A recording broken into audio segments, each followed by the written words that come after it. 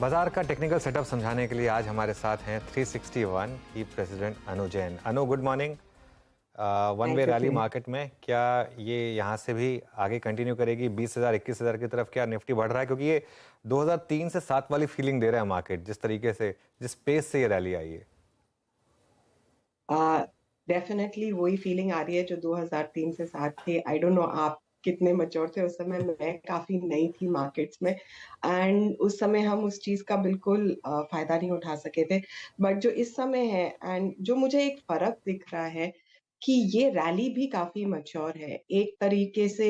हर दो सीढ़ी चढ़ के एक इट टेक्स अ पॉज। हमने वो देखा है कि बैंक निफ्टी ने लीड किया, फिर पॉज किया, फिर दूसरे सेक्टर्स ने पिकअप किया। तो definitely the setup is good. हमने जो पिछले 15-20 दिन में देखा है कि 19,930 और 19,550 के बीच में ये मार्केट कंसोलिडेट कर रहा है। एंड एक बार ये 19,550 के ऊपर निकला तो ये आपको 20,000 की तरफ का मूव डेफिनेटली रहेगा। वॉट इज ऑल्सो, मतलब जो मुझे एक तरीके से बहुत मच्योर लग रहा है कि एफआईज भी आके या डोमेस्टिक्स भी आके कोई एक सेक्टर को इस तरीके से नहीं चला रहे हैं कि वो एक अनबायबल रेंज में चला जाए।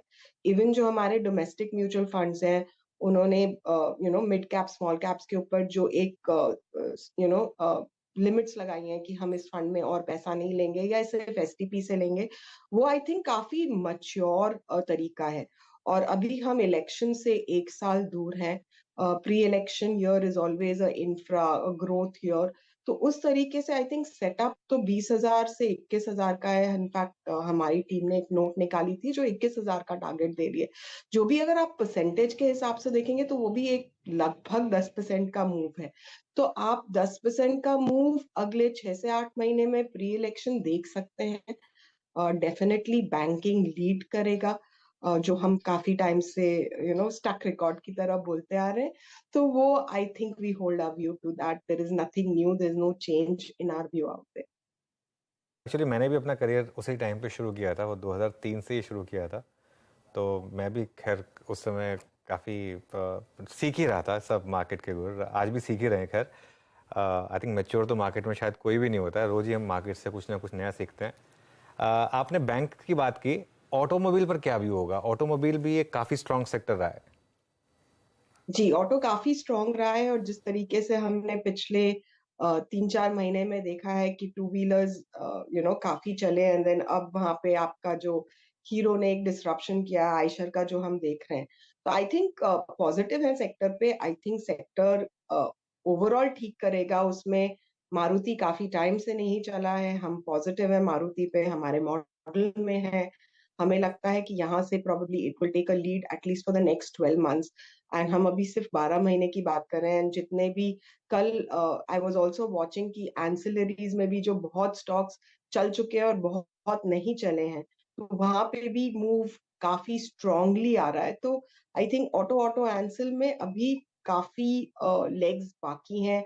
आप Maruti, Ashok Leyland, all of these are close to technically on a breakout level. तो आपको 5 से 7% का move in the next 3 months इनमें भी सब में मिल सकता है। एंड थिंग्स लाइक मदरसन जो काफी अटके हुए थे, वो भी अब 52 वीक हाइज पे बंद हो रहे हैं। तो I think definitely there is still more legs to the auto sector, would be positive on them. I think it is banks, autos and infra which is going to lead. Infra तो इस तरीके से आज भी, मतलब जिस तरीके से सुबह से मूव कर रहा है, चाहे वो सीमेंस है, एबीबी है, Cummins which is close to its all time high, सब ये सब दिख रहे हैं कि power and I was just listening. मैंने जब लॉग इन किया तो एनटीपीसी के ऊपर कॉल आ रही थी। तो power, even utilities and power utilities सब ठीक लग रही हैं। सब लग रहा है कि एटलीस्ट 5 से 6% देंगे। तो अगर आप देखेंगे कि अगर 5 से 6% आपका बैंक निफ्टी दे दे, इंफ्रा दे दे, ऑटो दे दे, आप ऑटोमेटिकली 7 से 8% ऊपर होंगे। So it is only sectors like say I would say IT is still question mark कि वो सपोर्ट देगा कि नहीं। बाकी उसके अलावा तो सब जगह से आपको सपोर्ट मिलेगा। That gets you not just to 20,000 but closer to 21,000। Anuj, good morning. Virendra बोल रहा हूँ। आपने तो वो 2004 की याद दिला के ना थोड़ा सा सुबह सुबह हिला दिया दिमाग को। मुझे याद है 2004 अप्रैल में मैंने मार्केट ज्वाइन किया था, मतलब और अप्रैल में बड़ी तेज़ी थी, अच्छा लगता था। रोज़ शाम को कोल्ड ड्रिंक समोसे आते थे। फिर सडनली मई के महीने में जब पहली बार लोअर फ्रीज देखा 17 मई को, तब मालूम चला कि ये होती क्या है ब्रोकिंग। शाम को मुझे याद है क्या कहते हैं अनुज जी, लोगों की घंटियां बजा बजा के हमने चेक कलेक्ट करे थे। आप लोअर फ्रीज जब फर्स्ट डे लगा था तो कैसा फील कर रही थी और क्या महसूस हुआ था उस दिन? तो मैं भी काफी आपसे तो बड़ी थी, लेकिन मैं भी काफी नई थी मार्केट्स के लिए। तो मुझे याद है कि 2007 से 7 के बीच में चाहे मार्केट्स ने बहुत अच्छे रिटर्न दिए, बट कम से कम 3 बार हमने बहुत बड़े करेक्शन दिए। तो जो पहली बार करेक्शन देखा था तो वो तो अनबिलीवेबल लगा था। उसके बाद मेरे को याद है कि जब टर्किश करेंसी फ्रीज हुई थी, तब जो हाल हुए थे और हम 25 30 30% का कट देखा था। आई थिंक वो एक बहुत बड़ा लेसन था लाइफ में सीखने का कि रिटर्न्स आप सेफ स्टॉक्स में चेस करें तो बेटर है। मिड कैप्स चाहे हाई बीटा देते हैं, बट आपको आपके स्टॉप लॉसेस पता होने चाहिए। और basically market is a big equaliser, और जैसे कि अनुज बोल रहे थे कि हम हर दिन जीते हैं और हर दिन सीखते हैं। आई थिंक आज तक मैं कभी ये नहीं बोल सकती हूँ कि मैं इस मार्केट को समझ सकी हूँ। तो आई थिंक वो अगर आप में वो एटीट्यूड, और मैंने बहुत बड़े मार्केट प्लेयर्स को देखा है जो हमेशा बोलते हैं कि मार्केट भगवान है। तो they know that you can't kind of second guess the market, you just follow the trend. जैम, इस बाजार की सबसे बड़ी सीख लगभग 2 दशक की यही है, विनम्र रहिए। कोई भी इस बाजार में चोटी पर नहीं रहता, कभी भी विनम्र रहिए। खैर, अब आते हैं एक बार फिर से स्टॉक्स पे बात करने के लिए। अनुज जी, अब एक सेक्टर जिसने रत्ती भर पार्टिसिपेट नहीं किया इस अपस्विंग में 19500 तक के, दैट्स आई थिंक आईटी। और अब आईटी में जिस प्रकार से अब अर्निंग सीजन शुरू हो गया आज से, आप लोगों ने प्री नंबर्स प्लेसमेंट कैसे किया है, क्लाइंट्स को क्या व्यू दिया है, सजेस्ट किया है, कैसे अप्रोच कर रहे हैं आप आईटी को, मिड कैप आईटी को, लार्ज कैप आईटी को? देखिए, जहां तक कि आईटी का सवाल है, मिड कैप आईटी के नंबर्स डेफिनेटली पिछले 2 साल से 3 साल से it's always been a case कि they have outperform. We have had a picks which are very common कि हम परसिस्टेंट कोफोर्ज इसमें काफी स्ट्रांग रहे हैं।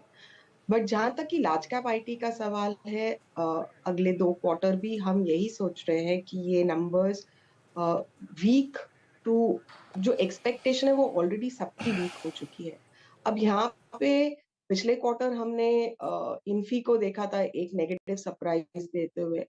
Not that I have any inkling की नंबर्स क्या आएंगे, बट अगर मैं चार्ट्स को देखूं तो मुझे टीसीएस में भी कंफर्ट नहीं आ रहा है। और जब तक, अगर आप मेरे को इंडेक्स की बात करें, तो जब तक आपका आईटी इंडेक्स रियली 31,000 नहीं क्रॉस करेगा, वो ओवरहैंग जो है वो नहीं निकलेगा। और 10% आईटी का मूव आने में मुझे लगता है शायद साल भर लग के ऊपर लग जाए। तो मुझे निफ्टी आईटी में अभी भी कोई बहुत बड़ी उम्मीद नहीं है, सिर्फ एक चैनल मूवमेंट करता रहेगा। अगर आप आज का मूवमेंट देखें तो इन्फोसिस 1340 के आसपास बिल्कुल एक रेजिस्टेंस लेवल के आसपास है। तो अगर रिजल्ट अच्छा हुआ तो स्क्वीज डेफिनेटली आएगा, बट क्या उसको टीसीएस सपोर्ट देगा will be the big question on whether the whole sector can move, because weightage of the index is only in majorly in these two. तो वहां से मुझे अभी भी कोई ज्यादा उम्मीद नहीं है। इनफैक्ट मेरे ख्याल से अगर 1400 के आसपास इन्फोसिस निकल गया तो काफी लोग जो फंसे हुए हैं या जिनको एग्जिट नहीं मिला है, वो शायद इसमें से उस समय वॉकआउट करें, बिकॉज ग्रोथ अभी भी वहां पे 7 से 8% ही है। और आपको अगर डोमेस्टिक कंपनीज में 12 से 15% ग्रोथ मिल रही है, आपको एचडीएफसी बैंक जैसा कंपनी 17 18%, जबकि उसने गाइडेंस खराब की है इस बार उसने भी, बट अगर वहां पे आपको 16% 15% ग्रोथ भी मिल रही है, तो आप 8% की ग्रोथ के ऊपर डेफिनेटली स्विच आउट करेंगे। तो आई थिंक वहां पे अभी भी ओवरहैंग है, और आई थिंक रहेगा थोड़े टाइम। ओके, चलिए अनुज जी, बहुत बहुत शुक्रिया, आप इस कार्यक्रम में शामिल हुई। निफ्टी स्ट्रक्चर, बाजार के स्ट्रक्चर और सेक्टर स्पेसिफिक अपने व्यू देने के लिए बहुत बहुत शुक्रिया मैम, बहुत बहुत